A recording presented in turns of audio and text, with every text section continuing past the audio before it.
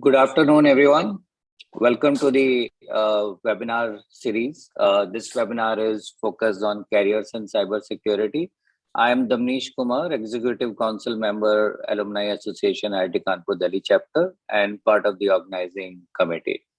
Part of the organizing committee, Hack IITK 2021 edition, focused on cybersecurity. Cybersecurity is an integral part of every business and a part of the day-to-day life for us. We have invited eminent panelists for the discussion today from academia as well as from industry to discuss the career opportunities in this area. Few housekeeping items. You can ask your questions in Q&A section. So we'll not be taking audio questions. So feel free to write chat in the Q&A text box your questions, and the panelists will take it during the discussion only. And if there are more, we'll take them at the end of the session. Second, we have exciting prizes for. We will be conducting a quiz in between, so you can respond to the quiz questions and win exciting prizes. Let me introduce Rajiv Saru, who is the moderator for the session today. Rajiv is a former president of Srinagar University. He has a rich and diverse experience in academic and corporate world spanning 48 years. He was founding president of Srinagar University from October 2013 to September 2019. Before getting into academics, Rajiv had 4 decades of rich and varied corporate experience in R&D, manufacturing, and software. He specialized in incubating, managing, and transforming large business. Rajiv has worked in HCL America as a chief customer officer in July 2013. Prior to HCL, he worked in DCM Data Products and Modi Group in R&D and manufacturing. He served as the CEO of Modi IPC joint venture company. Currently, Rajiv is helping IIT Kanpur on strategy and outreach. He is an advisor and mentor to technology startups. He is also chairman board of governors of REC Bisnor. Rajiv is passionate about empowering underprivileged through education. Rajiv has BTech in electrical engineering from IIT Kanpur and MBA from FMS Delhi. He is certified Six Sigma Green Belt, and I'm sure most of you know him because you must be getting a lot of emails from Rajiv, and he's part of the organizing committee too. So Rajiv, over to you. Thank you, Damnish, for a very kind introduction. I don't think this topic of today's webinar, careers in cybersecurity, needs any introduction. Though you may have a lot of questions about what is in there for you and what you should do and so on, we'll cover that today. All of us are aware that the cybersecurity of late has acquired significant importance. I mean, the internet, connectivity, flexible workplace, and on top of that, pandemic, they all create a very conducive environment for cybercrimes to grow. As per a McAfee estimate, global losses from cybersecurity topped $1 trillion in 2020, and they are expected to skyrocket to more than $6 trillion in 2021. So 6-fold growth in terms of losses due to cybercrime. Cybersecurity is an emerging technology area creating a huge demand for professionals, and today we have a very skewed demand-supply gap. It's a great opportunity for any one of you who wants to pursue a career in cybersecurity. In today's panel, we will try and cover this entire food chain, if I may call that food chain, for people in cybersecurity, from education to industry jobs to bridging the skill gap between what is taught in the college and what the industry needs, and most important, continuing education. So this session is for you. Please ask your questions. We have reserved the last half an hour for Q&A from all of you, and the panelists will be very happy to answer those questions. It's my proud privilege to introduce the distinguished speakers for today, Professor Sandeep Shukla, Mr. Maninder Singh, and Dr. Santanu Paul. I'm sure all of you have Googled them. Nevertheless, a brief intro would be in order. So Professor Sandeep Shukla is a professor in the Department of Computer Science Engineering at IIT Kanpur. He's a renowned authority in the area of cybersecurity in cyber physical systems and in blockchain. Dr. Shukla is a fellow of IEEE and has many awards and recognition to his credit. He has authored and co-authored 6 textbooks in the area of hardware, embedded systems, and networking. Currently, he is the project director of C3i Hub, an advanced center for research in cybersecurity in CPS. Incidentally, C3i Hub was established at IIT Kanpur in the year 2020. And that's the time when the huge growth of research in cybersecurity started happening at IIT Kanpur. 2020 was the year, not the 2020 World Cup, but 2020 year. Mr. Maninder Singh is my ex-colleague from HCL. He's a corporate vice president and global head of cybersecurity and GRC services at HCL Technology. He has more than 3 decades of experience in the IT industry in various roles: business management, business development, sales, product management, R&D, service delivery, you name it, he has done that. He has been associated with HCL for over 25 years, having worked in India, UK, Singapore, many other countries. I had the pleasure of working with Maninder when I was in HCL, and he was always known as an out-of-box thinker and a transformational leader. So welcome, Maninder, to this panel. Dr. Santanu Paul is founder, CEO, and managing director of Talent Sprint. Very important company for you guys to remember what the Talent Sprint does, and I will let Shantanu explain what they do. Shantanu has a PhD in computer science from University of Michigan, Ann Arbor, and a BTech in computer science from IIT Madras. He has published more than 20 articles in international journals.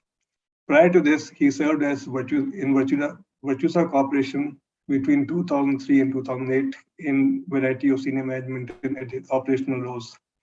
Shantanu began his career as a researcher at the IBM's Thomas J. Watson Research Center in New York, where he has been awarded patents for his work. So with that brief introduction, let's get started. And like I said, we will cover this whole food chain from what you receive as an education, how after education, where do you go and find jobs in cybersecurity? And if you find there are gaps, how do you fill it up? So we will follow that order. And I will invite Sandeep for his opening statements. And Sandeep, everyone starts his career from college.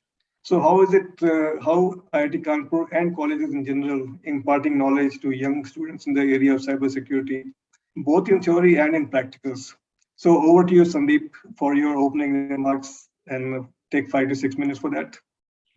Right. So in terms of cybersecurity careers, if you look at the NIST, that is the National Institute of Standards and Technology in the US, they have created a framework called NICE Framework for Cybersecurity Workforce Categories. And in that, there are multiple different types of jobs or job categories. So we often think that if you learn how to do penetration testing, or you get a OSCP certificate, or if you get a certificate of CEH or Certified Ethical Hacker, you are a cybersecurity expert.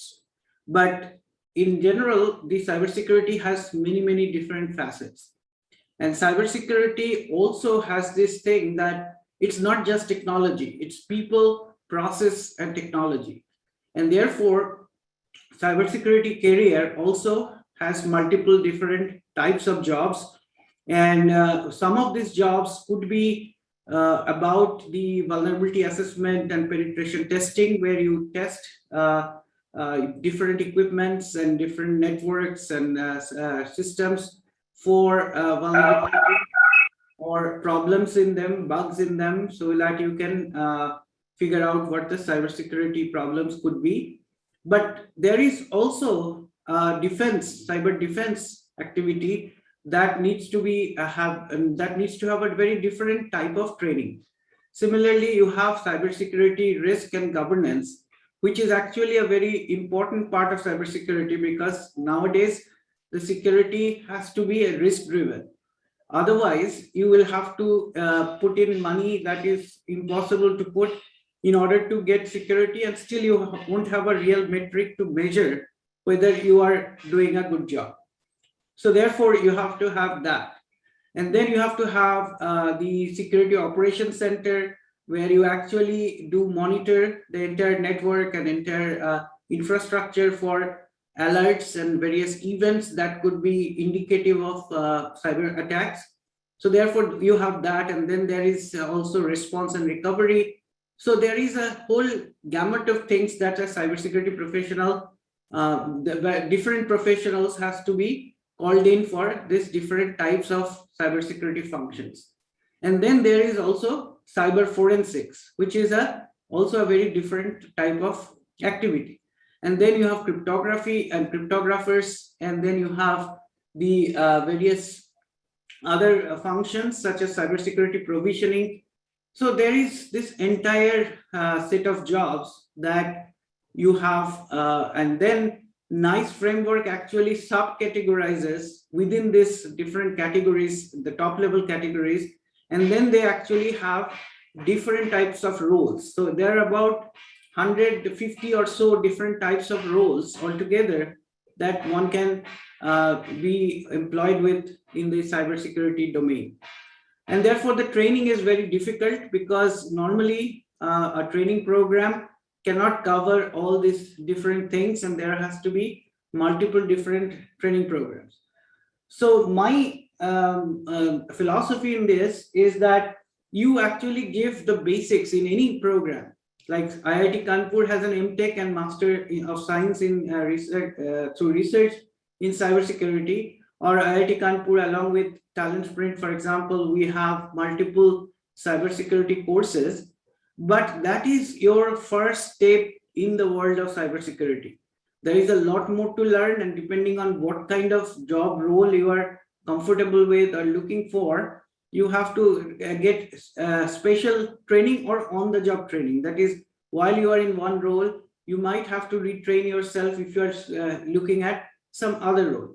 So therefore, cybersecurity training is quite, it requires some advice, it requires some, mentoring, but eventually what you get from courses and stuff helps you in your clearing your basics and fundamentals, so that you can actually learn all these things as you grow. So that is what I think the philosophy of cybersecurity education and training, and that's how I think the cybersecurity programs, degree programs, etc., should be formulated. Not necessarily focusing on one thing, and it's not a training necessarily a hands-on training program. It's a conceptually rich program that you need to build. So, Sandeep, the way I understand is that cybersecurity being such a wide area, you can't do justice to all the areas in a course of a BTech or MTech or a PhD program. So you should learn the fundamentals, whatever that fundamentals might mean, and then rest of it you do depending on what job you land up with. Correct. Is that the thing? And IIT Kanpur is offering master's and PhD programs in cybersecurity. Is that right? Yeah. And also a e-masters program that is completely online. Oh, online masters as well. Yeah, That's so very that is for working professionals. And then we also have multiple programs with Talent Sprint on working professionals, which are certificate courses, not degree programs, but there are also degree programs as well. So e-masters is a master's degree eventually? E-masters will be counted as equivalent to master's degree as far as IIT Kanpur is concerned. It will be a degree, but there are fundamental differences. For example, master's requires that you have to have GATE score to enter. Also, master's requires that you actually stay for at least 2 years, do a thesis, whereas e-masters doesn't have a thesis component. Like in the US universities, where you have two types of masters, like thesis-based or course-based. And also whether it is equivalent, that the market will tell. Yeah. So once we have a couple of batches out in the masters, we'll know how the different companies are accepting them. That's how I feel the equivalency will be established, or it may be considered better or worse. I don't know. But that's interesting that we have opportunity for working professionals to get into cybersecurity space, which is something very, very interesting. Thank you, Sandeep. Coming over to Maninder. Maninder, you are a large organization who hire a lot of people from colleges, also in cybersecurity. So we'd like to hear your opening statement about what do you look for when you hire in cybersecurity, what kind of jobs they have, so on and so forth. So over to you, Maninder. Thank you, Rajiv, and very interesting opening comments from you, Rajiv, and Professor Shukla, covering the whole academic spectrum of degrees and programs available for youngsters to take over cybersecurity as a profession. I think since I had the privilege of being on this forum last year with IIT Kanpur and with some of you, and this year, the speed of adoption of cybersecurity, awareness of cybersecurity, and it's becoming a core part of your business fabric and your go-to-market has only increased. And from last year to this year, the new type of attack that got discovered during the winter last year was the supply chain attack. Otherwise, ransomware, phishing, all other modes of hacking were very well known. Now, I would build a context of what domains do we look forward to, what are the key domains of cybersecurity in which you could build a career in cybersecurity, and then I would focus on what kind of talent do HCL and companies like HCL look for. There, you may divide cybersecurity into 5 or 6 large domains. The largest domain is when you secure the network or your cloud. So in cloud and network security, endpoint security. So securing your mobile, securing your laptop, the antivirus, anti-ransomware, all of that, data loss prevention, building firewalls around your data center, or building data security in your business applications. The second is application security, which is ensuring and making your code secure, testing it and doing the whole DevSecOps life cycle. The third is basically around identity management. So ensuring that the right person has the access to the right resources. Unauthorized access is not there. One of the most fashionable terms today in relevance is zero trust. And I'm sure you guys read that in various business journals, magazines, online platforms. The fourth one is data security, which is around tokenizing and masking data. Fifth one is around governance, risk, and compliance, which is ensuring that you are compliant to global standards, regulations in various industries. And the sixth one is IoT security. And IoT security is an emerging area with the proliferation of various devices across the planet, and also all of the 5G and the advent of multiple millions and billions of devices that are going to get interconnected in the next few years. IoT security will be an extremely important and large emerging area in the coming 3 to 5 years as the world gets more and more interconnected. So having said that, you could build competencies in each of these areas. Each of them need deep domain competency. Now, you can start with one, learn the adjacent skill, and then graduate to become a consultant and an architect knowing 2-3 domains. So generally, I would recommend each one of you pick an area of your interest, try and dabble with 1 or 2 in the beginning, and then figure out what is your liking and what is your passion in that area. And then try and pick a few adjacent skills if you want to go a little more broad-based in cybersecurity. It's a complex field now. The technology is getting more and more complex. In fact, it was quite surprising that in the last 6 months, cybersecurity is becoming a head of state agenda. Generally, they used to discuss wars, famine, flood, climate. If you really refer to the Biden Putin summit, and if you look at Prime Minister Modi's recent statement 2 days ago, he talked about cybersecurity as a big item in G20 agenda. So you can imagine when political leaders, heads of states talk about it, it's really an important part of the whole human connect together and the whole global ecosystem and architecture. So pick up any of these domains. These are the domains we look for it. You can start as a fresher. As a freshman, you get to work with each of these areas. There are on-job trainings that are done. And over a period of time, companies create a lot of specialized programs for you to specialize in each or one of the areas and then grow your career and become a multi-domain specialist in cybersecurity. So Rajiv, I'll pause with that if there are any follow-through questions. So Maninder, one of the questions which keeps coming all the time is, there are so many areas of specialization in cybersecurity, and companies like HCL are services company. So you offer services to your clients in various domains, including cybersecurity. So actually, two questions. You have GRC services, right? So what is GRC services? That's one. And in that, what kind of people do you take? Are they lawyers? Are they engineers? Are they what kind? So that's one question. And second related question is, do you also do any product development or create any IPs or let's say there are many startups also in this attendance today. So if somebody has a good startup solution on a product, would HCL support it? Would HCL take it? So two questions, what is the GRC and therefore what intake you take in that? And the second is, do you do anything on the product and IP area on cybersecurity? Right. No, thank you, Rajiv. I think very important questions, and I'm glad that you brought these up. So first of all, GRC stands for governance, risk, and compliance. It's basically how you govern the entire IT and compliance landscape. Risk is how do you measure risk, because ultimately it's all about risk assessment, either for an institution, organization, or a business. And then compliance is how do you comply to regulation, an RBI Act or a Government of India's particular act or a health industry act, which needs you to maintain certain type of data, secure certain type of data.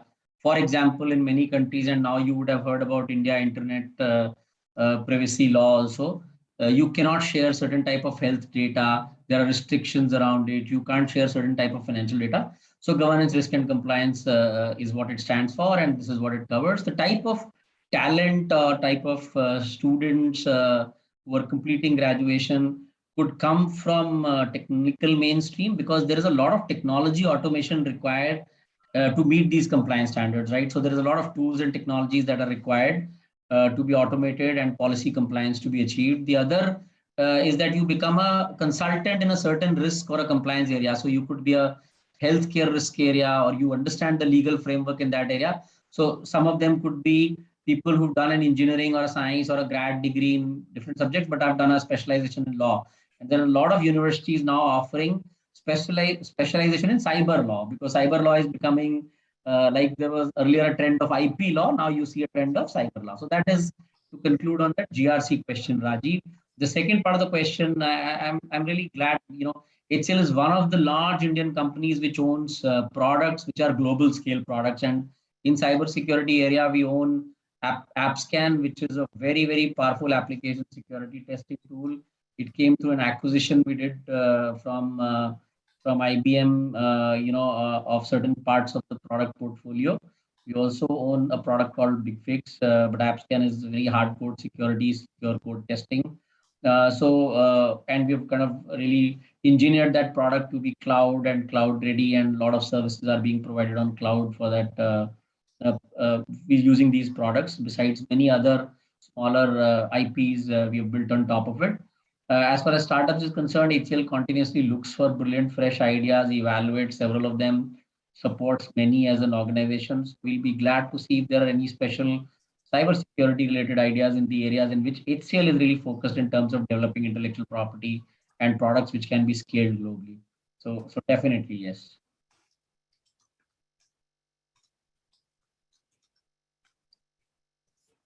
Thanks, Maninder. There are quite a few questions coming up from the audience about how do I get job in the cybersecurity area, what kind of intake you take. I'll come to that one. Before that, I want to actually move over to Santanu and hear from him his opening remarks about what does he do, what does this company do, why do they exist, first of all, right? And is there a need which they fulfill, and how does it help people who want to get into cybersecurity? So over to you, Santanu. Thank you so much, Rajiv. It's wonderful to be here back among friends. We did it last year, so great to see Maninder and Sandeep as well in the same panel. And of course, you too, Rajiv and Damnish. So I would say maybe I'll just start off with a quick statement why we exist. Talisman has been gotten bigger and bigger over the years because for 30 years, people have talked about the industry academia gap and the so-called skill gap. And I think we are one of the few people who've stepped up 10 years ago to build a company which solves this problem. So fundamentally, I think degrees, as I think Professor Shukla quite rightly mentioned, that, it's like, in some sense, to expect that a training program or an academic program is going to prepare you for a lifetime of a career in a certain area is a bit of too much of a high expectation. And all you have to do is you get a fantastic starting point, a great launch pad. So I think of like a rocket launch, right? A very strong launch pad, need initial fuel to launch, and then you have to keep improvising as you go. So in some sense, I would say that we exist to provide that rocket fuel, the launch pad for careers, young professionals and working professionals. So there is upskilling and reskilling. All of these are terms of the trade that we talk about. So one of the things I want to key off was the statement that I think Professor Shukla made, which Maninder also amplified, is that there's a difference between a job and a career, right? And this is a seminar on careers in cybersecurity, not jobs in cybersecurity. And let me tell you the difference between the two. A career is a 30-year commitment for all of us. When you're starting your career, you say, pick a career in cybersecurity. It's like saying, I pick a career in medicine, for example. When you start off and do your MBBS, you may not quite know what specialization you will end up in. For example, earlier this afternoon, I was sitting with a friend of mine who's a spinal surgeon, right? So he went from medicine to orthopedics to spinal surgery, which is increasing specialization. So it's like a tree that the trunk, and as it goes up, you have branches, branches have sub-branches, and they have leaves. And ultimately, you become a leaf or a sub-branch in which you are an expert. So to expect that all of that will happen through a single training program is a bit of an overstretch, but having a very strong starting point, like the courses that IIT Kanpur is offering at this point, e-masters, masters, and a whole bunch of other programs. I think there is a lot in that for all people. Young professionals can pick a set, so can working professionals, and so forth.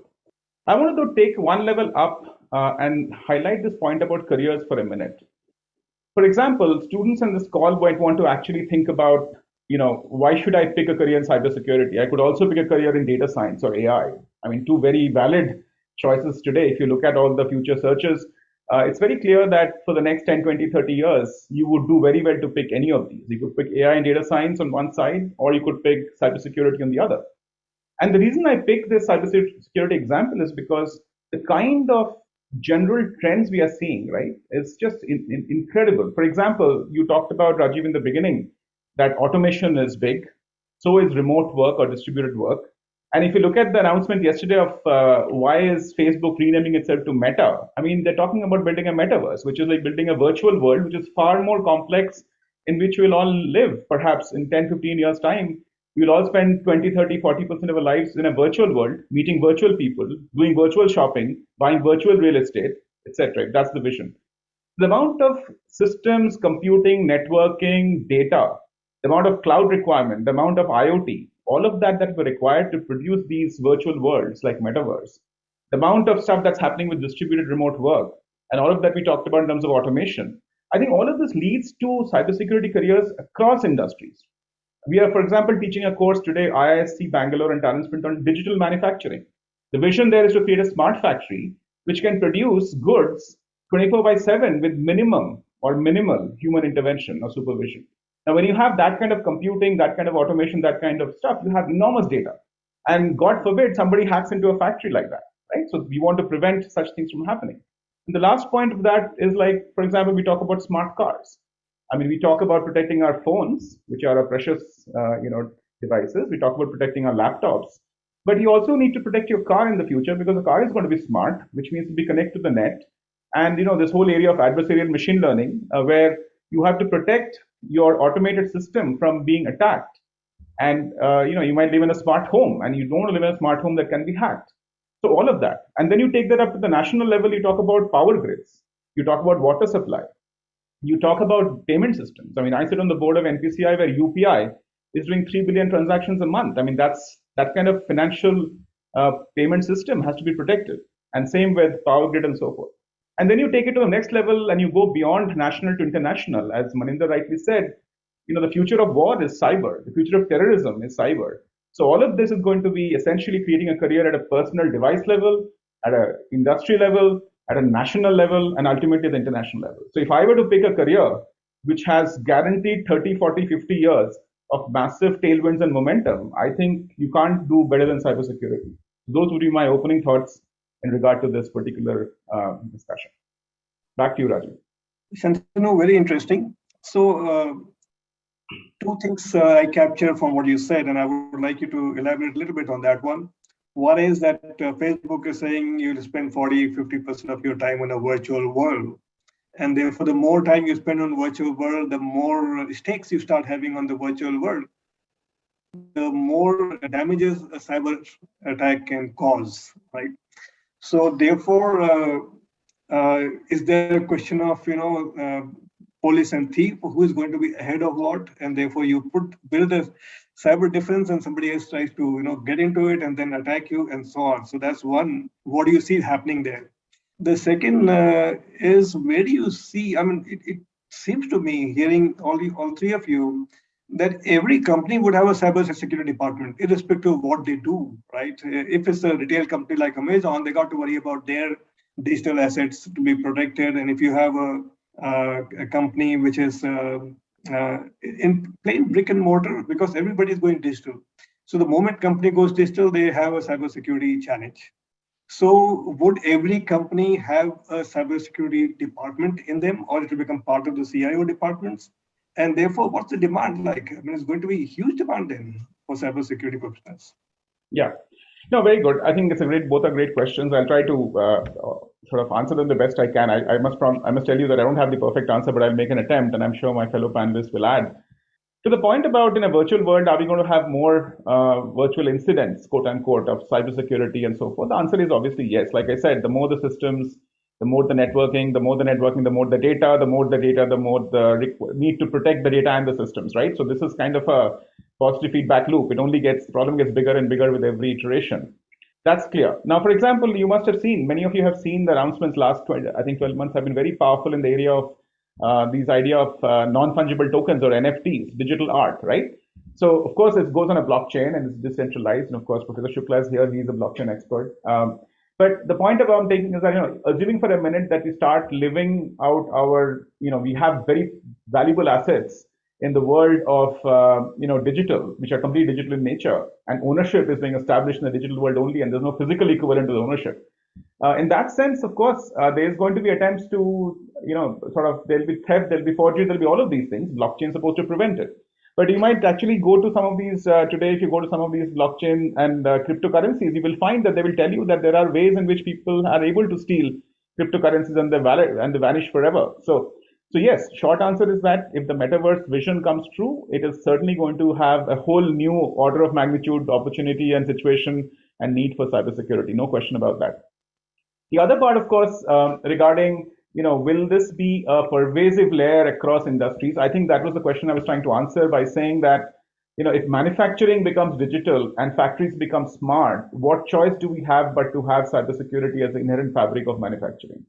If healthcare has surgery and surgery has robotic surgery and robotic surgeons are going to operate with you in conjunction with the human surgeons, what choice do we have but to actually have the whole field of medicine adopt cybersecurity? And if you're going to have fly-by-wire aircraft in which the pilot flies 2% of the time and the machine flies 98% of the balance of the time, what choice do we have but to protect the plane from cyber threats, right? So clearly, I think you've answered the question by virtue of the way you've asked the question, that it is clear every industry, every domain will ultimately have to embrace cybersecurity. And I don't see this becoming a department. I see this being built into the fabric of the organization through combination of people, process, technology, and automation that Professor Shukla mentioned.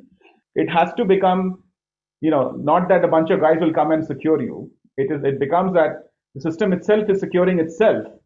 And the best threat against algorithms is, again, algorithms, right? That's the best protection you can have. You can't have a bunch of human beings protecting you against invasive algorithms. So I would say that, yes, I see all domains being touched by cybersecurity. Just as we are having the digital wave, everybody's talking about digital transformation. In the wake of digital transformation, every industry becomes more digital, and therefore cybersecurity becomes incredibly important, just as data science becomes incredibly important. I see data science and cybersecurity following in the wake of every industry that gets more and more digitalized. I think that's inevitable. It goes hand in hand. You cannot have one without the other. So coming back to Professor Sandeep, Sandeep, the questions are coming in now. I'm starting to pick up some of the questions from the audience as well. And one of the questions is, I'm just about graduating out. So I know nothing about cybersecurity. Where do I start? How do I get started? Yeah, so normally most people get attracted to cybersecurity when they see bugs bounty program by Google, Facebook, Microsoft, and usually these are web-based vulnerabilities that they have to find, or Android app vulnerabilities. So those are kind of low-hanging fruit. So some students or young people, they actually get some of them, and then they start getting money for that, and that gets them inspired to find more and more. Now, usually nowadays, you can learn all these things on your own because there is ample resources. There are hacker forums, there are forums for bug bounty hunters. They write very good write-ups on how they made their money from Google or Facebook on Medium. So there is a whole ecosystem of those. But if you want to have a formalized education, that is, so normally this I get this question quite a bit, that India has one of the biggest number of bugs bounty hunters. So isn't it natural that cybersecurity will be very, very good in India? And the answer is no, because these are not the finding bugs in web or application, web applications, or the Android, etc. applications is one type of skill. But there is a whole lot of different things that you need to do to secure your system. And that requires some good understanding of networking, good understanding of operating system, good understanding of the program stack, and good understanding of the structure of the entire distributed infrastructure that you have.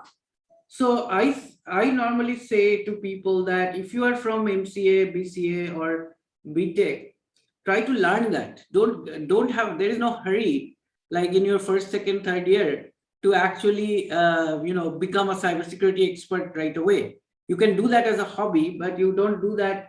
You don't neglect your core courses just because you want to become a cybersecurity expert, because you won't be a cybersecurity expert if you don't know the basics. So we have a question related to this one. Somebody has asked that if I want to change my line, so the person obviously working somewhere wants to change line. So should he or she do MTech in computer science, or should we do MTech in cybersecurity? Which is a better route? Of course, he should do it the cybersecurity. So I saw these questions, and these questions actually tell you the problem in Indian students today. So what's happening is that these cybersecurity in the mind of people, right? So there's so much of information, Sandeep. So I won't actually blame anybody. There's so much of information. So to filter out what is useful and what is not, and I think that is where this webinar helps, because there's a considered opinion which can be given. Say, hey, look, don't go that way. This is the right way of doing things. So let me tell you what happened here. We started a cybersecurity masters, right? And so this time, due to Corona and everything, we actually decided that we'll take students into the master's program in computer science department, and then we'll give them offer to move to cybersecurity if they want, and there was a specific number of seats. Not a single person signed up. You know why? Because their seniors told them that if you have a cybersecurity specialization, your only job possibility is cybersecurity. But if you are in general computer science, then you can have many other opportunities. Now, that means that's a good one, Sandeep. I want to actually, sorry, I'll interrupt you here because it's a very good one.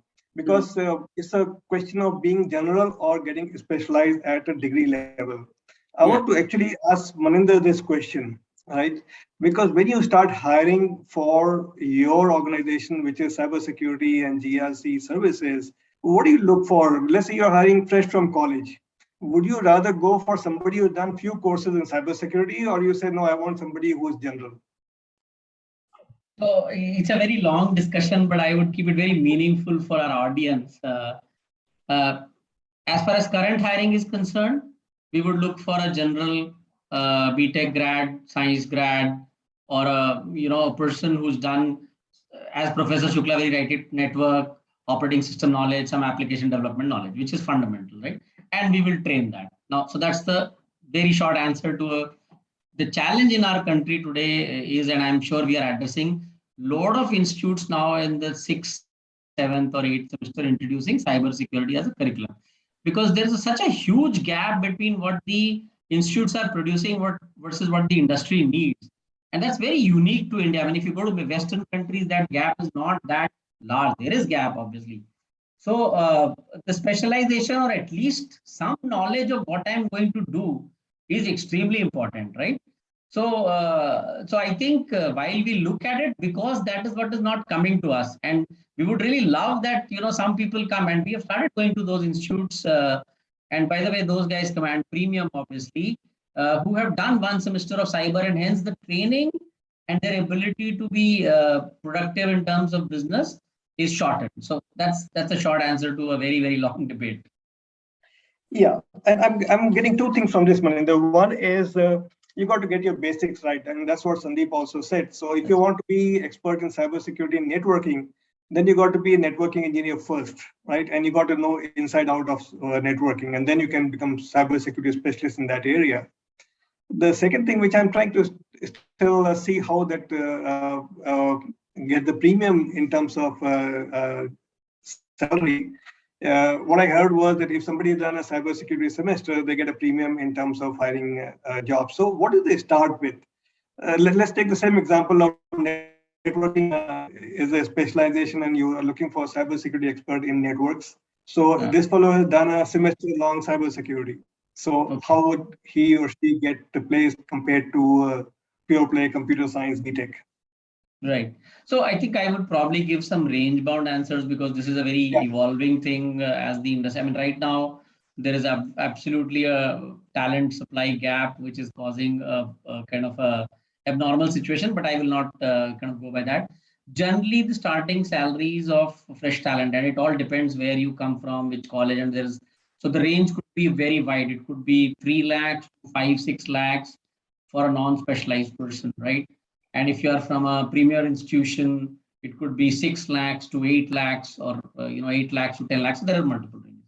But if you are a cyber security 1 semester, or if you've done a certification, typically you should expect a 20% or a 10 to 20% type of a uplift in those packages.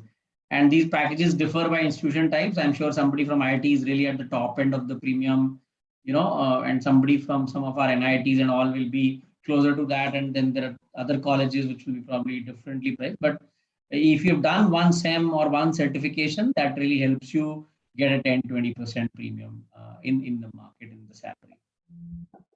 So, Maninder, you also mentioned about developing products in HCL and similar companies. So do you also hire people when you take fresh BTechs into the company? Would they go into product development, or they will move through a chain? So what's the career growth path of a fresh engineer in a company like HCL? Okay. I think when we hire a fresher, and since we are also a very large conglomerate in terms of the large number of business units we have, each business unit hires freshers for various type of needs. So there's no career progression per se between doing services or network design or security design versus product. Product part of our business hires separately freshers who know certain languages, coding skills, certain skills to develop fresh kind of programs. And so does our services or other parts of our business.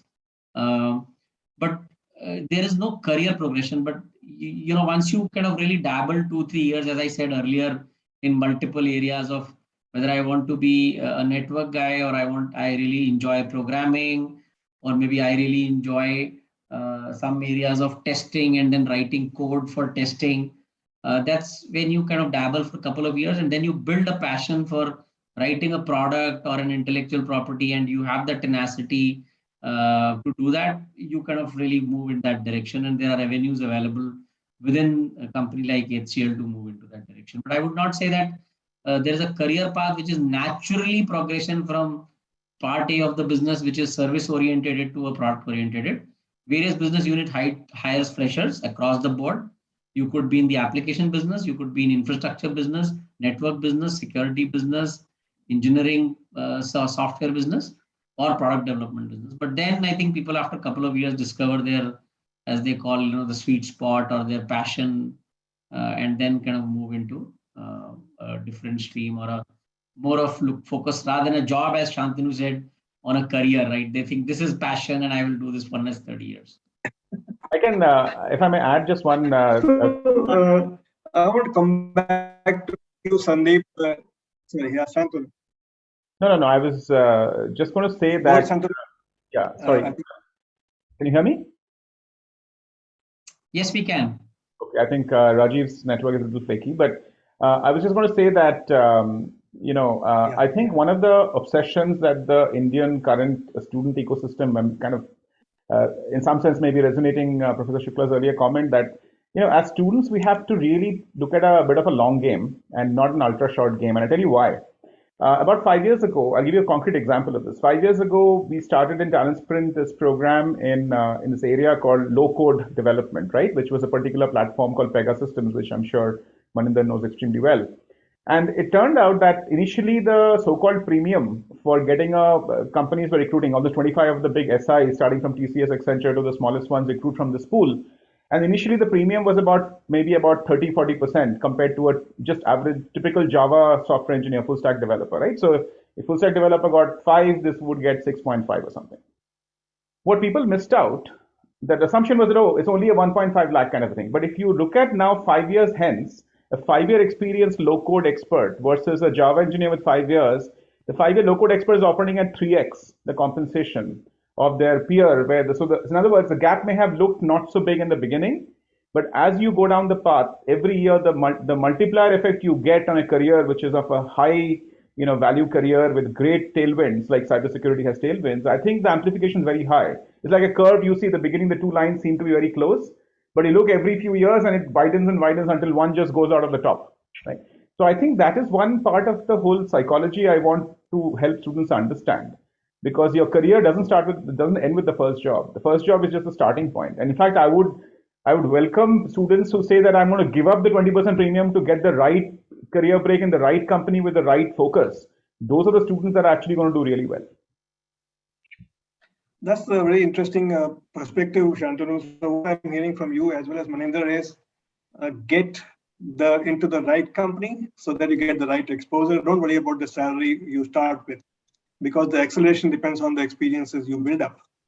Sandeep, So Sandeep, I come back to you. You did mention that cybersecurity is not just technology, it's people, process, technology, automation.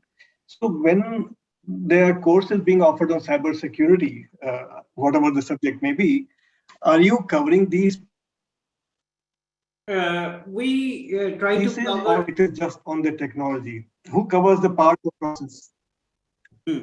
So we try to cover based on the niche core functions, that is identify, protect, detect, respond, and recover. So these functions we try to cover. Now, the risk governance and risk management is something that needs to be covered, but it is rather large. So in some of our courses that we teach in the e-masters program, we have a course on that. There has to be a course on case studies that explains in very great detail the post-mortem of some of the well-known attacks and this kind of stuff. So it's very difficult to fit in everything, but it has to be done in some way so that they are not unprepared to get those, solve those problems. For example, you can do risk analysis and risk management if you know vulnerability assessment, if you know networking, zoning, segregation, firewalls, intrusion detection, asset management, all that stuff. So I think that, they are prepared, but they are not necessarily made to go through a risk assessment exercise. But I think we are going more and more going into that direction, that where we want to push that into the curriculum. So yeah, I mean, not everything can be covered, but there are certain things I think must be at least introduced so that people get the good idea about what this subject is all about and where are the opportunities. I think we lost Rajiv. Yeah, am I? Yeah, I can hear you.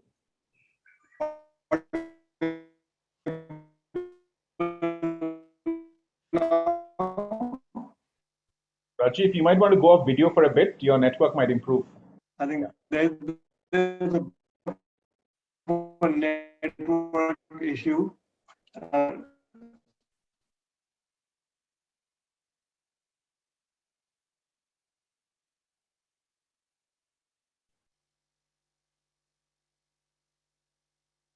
Guys hear me now? Yeah. Yes, we can. No, we lost him completely. Yes, there's a.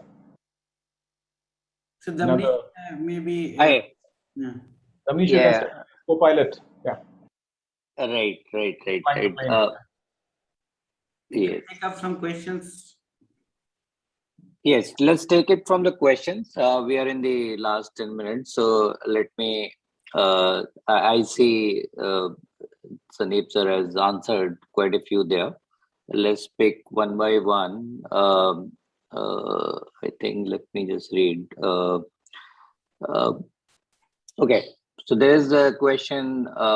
My question is to Sandeep. So, what apart from core technical domain like VA/PT are other domains like compliance or forensic etc?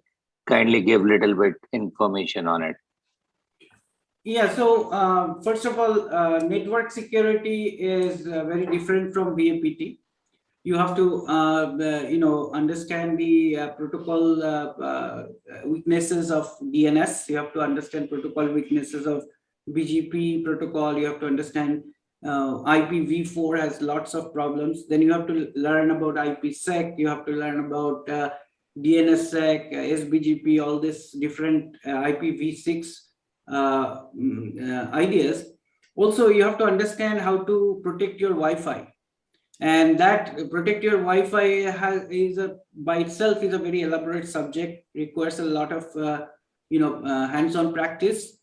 So this is this is very different from VAPT. So if you want to secure network, you may have to do some VAPT to understand, but there are very large number of things that you have to do, even if there is no vulnerability, in order to secure it.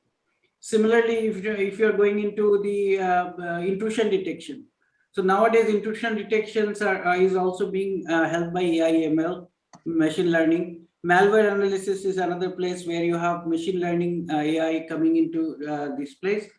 Then there is also the specialized areas, like for example, cybersecurity of drones, or cybersecurity of unmanned vehicles, or cybersecurity of power infrastructure, cybersecurity of industry 4.0.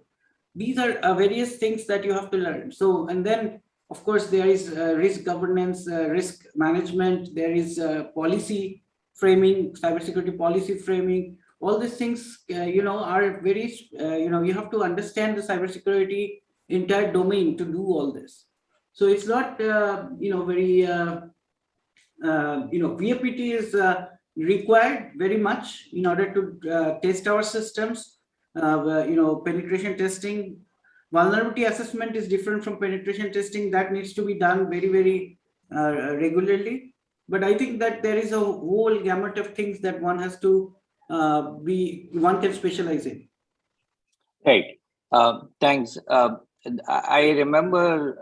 I think Santanu mentioned about the cyber law. So there's a question that I'm doing masters in cyber law and information security from NLIU, which I believe is a law university.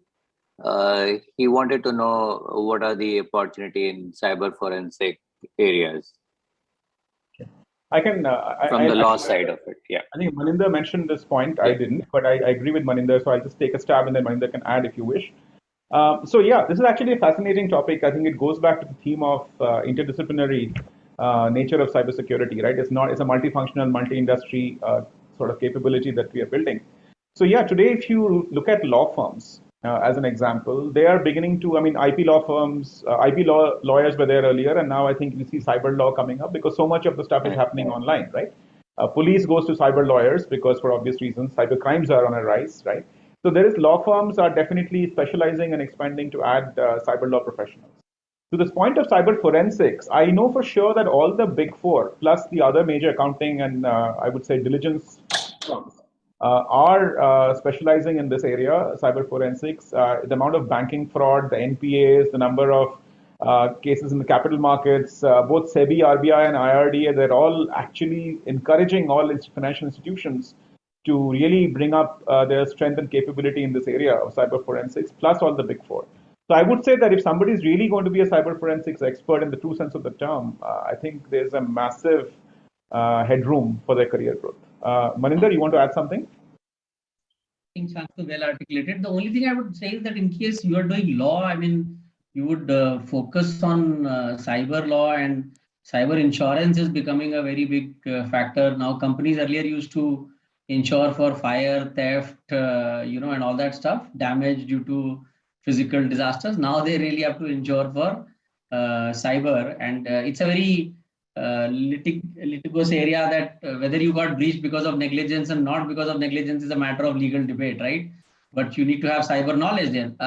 Cyber forensics, in my perspective, is an extremely technical or technology-driven area, and there are some very, I would say, freelance consultants, boutique firms who really specialize. It needs a lot of algorithmic research into why a breach happened, what sources, where did the person come from, and gets into a lot more depth of technology and network systems and applications and where somebody is embedded. So I would say if you really have a very technical bent of mind and really want to explore technology to its depth, cyber forensics is a great area to get into.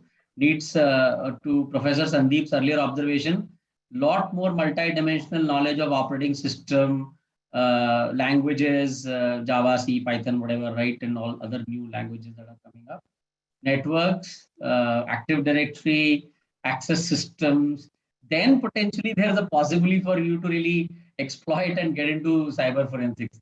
But if you really are coming from a law background, I mean, and you really want to build a career there, and of course you will dabble into a few things in the beginning, I would say that look at other fields which are like cyber risk assurance, the legal challenges around cybersecurity, and other dimensions that are coming up. Right. I think that's well answered. There's a very common question when we discuss career, and that is, are there any opportunities in government sector for cybersecurity professionals? So I think any one of you can pick that. Well, that it's not jobs that you should worry about. You should worry about career. How does it matter whether it's in government or not? But having said that, the government does not directly take cybersecurity experts, because government hiring has to do with exams, nationwide exams and all that stuff. So my experience is that they hire consultants. So Ernst & Young and all other various big four and all that stuff. So your best place to work for the government in this technology domain is probably not directly in the government, but as a consultant. Certain hires, certain is is a government, it's not a government job, it's contractual job. So certain, the cyber emergency response team, they hire directly, but these are not government jobs. These are government, funded project jobs. So similarly, you have the NCIIPC, similar things. Otherwise, you have to come through the exam, scientist A, scientist B, and all that stuff, which is nationwide exams. I think the bank probationary officer exam used to have a IT officer category, but those numbers were dwindling for a long time. And I think, as you rightly said, Sandeep, that all these jobs have become outsourced to consulting firms. And I think for good reason. Government is bloated. Government is broke. We all know that. National state governments are, their expenses far exceed their revenues. So I don't think they're going to be looking to add a lot of people in a hurry. So. Right. And I mean, I see there are in the police, there are a lot of cyber, now there are cyber police stations which are getting open. I'm sure there is some way to fill those things. And maybe it becomes an important aspect for them to hire in future. Good. Uh, uh, there is a question. If we can take, I think we can take one or two more questions. What are there some resources which people who are still in their BTech program and they are doing undergraduate, which they should continuously look into while doing their normal undergraduate BTech computer science? I think you should quit metaverse first and then go to YouTube, search for courses. There are a lot of nice videos on hacking and stuff. Read Medium. And Medium has every day there are lots of stories about how certain bounty was hunted with pretty much good details. Some actually even give the proof of concept of that. So as a third, fourth year students, you should do that rather than worrying about this thing. Then if you feel comfortable in that, then you look for a specialization through certification or further degree. So it's not, this job is not for everybody.